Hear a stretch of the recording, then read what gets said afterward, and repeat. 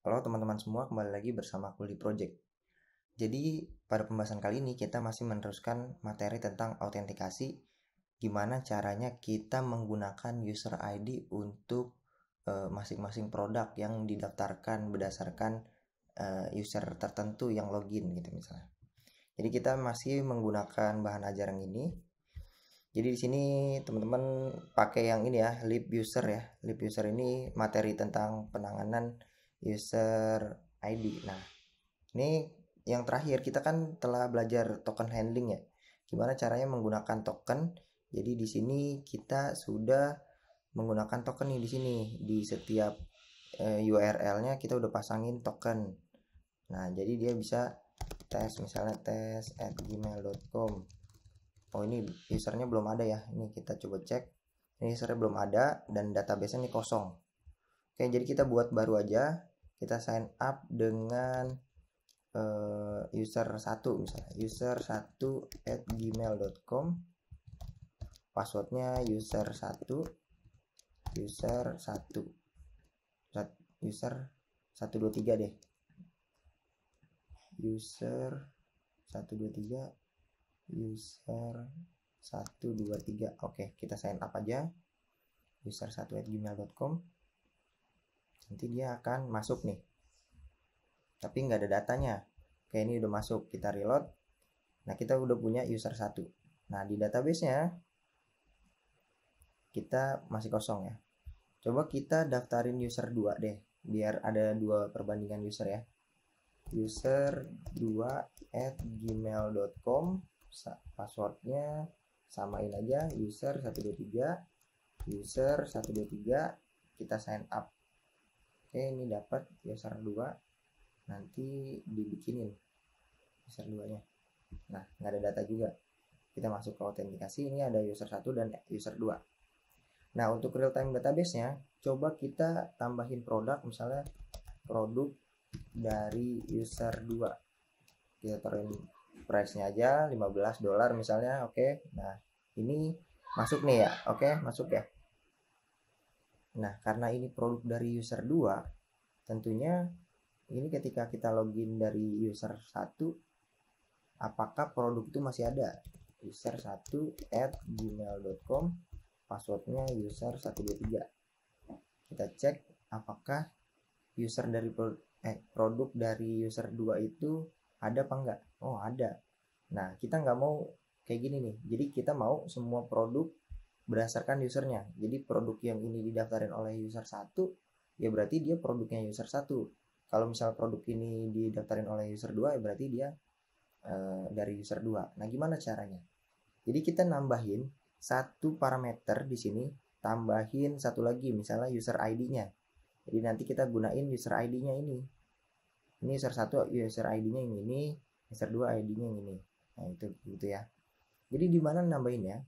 Kita akan menambahkan user ID di sini pas dia ngepost ya. Nah, jadi di sini kita buat dulu user ID misalnya. Tok, ini kita tambahin, kita update user ID sama dengan ini, misalnya kita ambil dari sini UID. Oke, nah ini kita dapat user ID-nya. Karena update data, jadi kita bisa passing di sini dari autentikasi titik user ID. Nah, ini yang kita lempar. Kita udah dapat nih jadinya user ID-nya. Nah, kita pasang di mana? Ketika kita meng-add produk, jangan lupa tambahkan user ID-nya. User ID kita lempar, ini siapa? User ID. Nah, ini. Jadi nanti pas dia udah di save, dia akan masuk ya. Kita coba hapus saja. Kita refresh. Ini produknya kosong ya. Berarti produknya kosong, kita masuk pakai user1@gmail.com. Passwordnya user 123. Kita masuk pakai user 1. Kemudian kita tambahkan sebuah produk ya. Nanodata produk user 1. $15 aja deh. Nah, ini masuk nih. Bedanya di sini sudah ada user ID. Nah, ini ID ini adalah ID user 1. Nih user 1, nah ini ID-nya. Jadi udah masuk ya. Ini udah dideteksi nih kalau produk ini adalah produk dari user ID 1. Nah, kalau misalnya kita refresh, kita login pakai user ID 2, user2@gmail.com, passwordnya user123, apakah data itu masih ada gitu. Kita cek. Nah, pas dia inisialisasi awal, nah ada nih. Jadi pas dia diinisialisasi awal di sini, pas dia ngelooping, ini kita cek dulu harusnya. Kita cek di mana apakah value-nya dia, value yang ini user ID. Jadi kita ambil dari value, kita ambil dari user ID-nya, itu sama dengan yang user ID lagi login sekarang apa enggak. Nah, dari sini kalau sama, dia baru dimasukkan ke dalam sini. Kalau beda ya berarti dia tidak ada data gitu. Oke, kita refresh. Jadi kita masuk, ini produk ID berapa? ID 1 ya. Kita coba cek masuk ke user2@gmail.com. User2, user123. Apakah dia sudah berhasil apa enggak pas dia inisialisasi data. Oke, masuk. Nah, ini tidak ada data. Padahal ini ada. Kalau kita login pakai user 1, udah tentu ada karena dia akan mendeteksi bahwa user ID-nya tuh dicek ada nih. user1@gmail.com, passwordnya user123, kita login aja. Nanti di sini udah pasti masuk nih. Ya. Nah, ini teman-teman. Ada ya. Jadi ini cara untuk menghandle user ID-nya. Tapi cara ini adalah memfilter suatu produk dari sisi klien. Maksudnya dari sisi klien adalah dari apps-nya. Jadi minusnya adalah di sini dia akan melooping semua data, tapi semua data di looping dulu nih. Tapi dia akan mengembalikan yang user ID-nya sama. Tapi tetap aja dia nguras memori ya, karena dia melooping semua produk dari user yang berbeda gitu, dari semua produk pokoknya. Nah, ini akan memakan memori dari sisi klien. Nah, jadi ada opsi lain. Kita akan membuat filter data dari sisi servernya. Nah, gimana cara ngefilter data dari sisi server? Kalau ini dari sisi klien, kayak gini. Nah, ini kita undo dulu semuanya. Jadi ke bentuk awal, ya. Kita save. Jadi di sini kita tetap butuh user ID, pasang aja user ID-nya dari sini. Kita save. Dan dia di sini pas kita ngepost data, dia masih tetap butuh bahwa produk itu produk yang ini. Nah, bedanya adalah kita enggak menggunakan ini. Cek ini.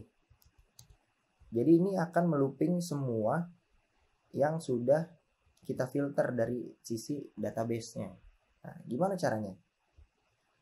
Jadi di sini pas kita nge-add produk, dia udah ada nih user ID-nya.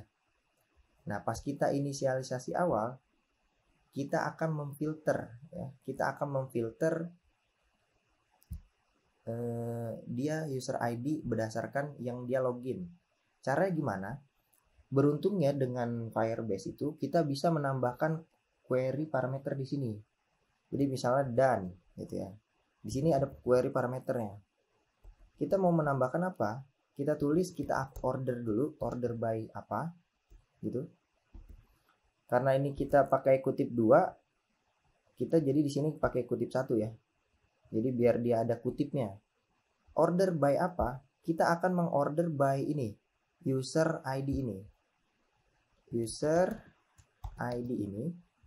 Dan kita cek user ID ini equal to sama dengan, dia equal sama user ID yang sekarang apa enggak. User ID yang sekarang apa enggak. Nah, kayak gini. Ini cara memfilternya dari Firebase-nya. Udah, ini kalau misalnya, ini untuk delete ya. Jadi ini kita pasangnya jangan di delete, tapi kita pasang di inisial data. Nah, ketika kita inisial data baru kita filter.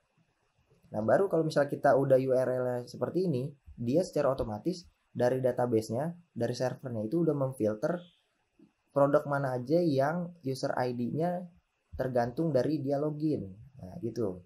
Jadi nanti di sini looping ya udah tinggal dimasukin aja semuanya ke dalam sini. Oke. Nah, gitu teman-teman. Coba kita jalanin, kita refresh. Kita akan masuk ke dalam produk user 1 ya. Kita cek dulu user 1@gmail.com, masukin 123. User 123 login aja. Kita cek apakah dia masuk. Nah, error nih. Kenapa ini error? Coba kita login ulang dengan user ID 2 ya. Apakah masih error juga atau kayak gimana? User 2@gmail.com, passwordnya user 123. Kita coba cek di bak konsolnya. Sini di bak konsol. Nah, ternyata dia errornya sama nih, error 400, bahwa URL ini tidak valid, tidak boleh nih, tidak bisa digunakan. Kenapa kayak gini? Kenapa dia tidak bisa digunakan? Kita kurang satu hal ya. Kita harus mengubah rules-nya ini. Jadi kita agar dia bisa difilter nih user ID-nya, kita harus membuat sebuah rules atau aturan.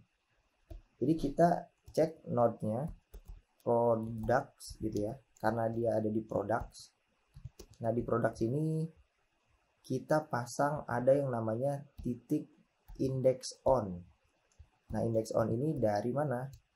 Dari user ID. Nah, kayak gini teman-teman. Jadi ini kita daftarin dulu. Kita publish. Kalau di publish kita cek lagi. Oke, udah bisa. Kita coba refresh dia dan kita masuk dengan user ID 1 misalnya @gmail.com, passwordnya user 123. Kita login aja. Apakah dia berhasil?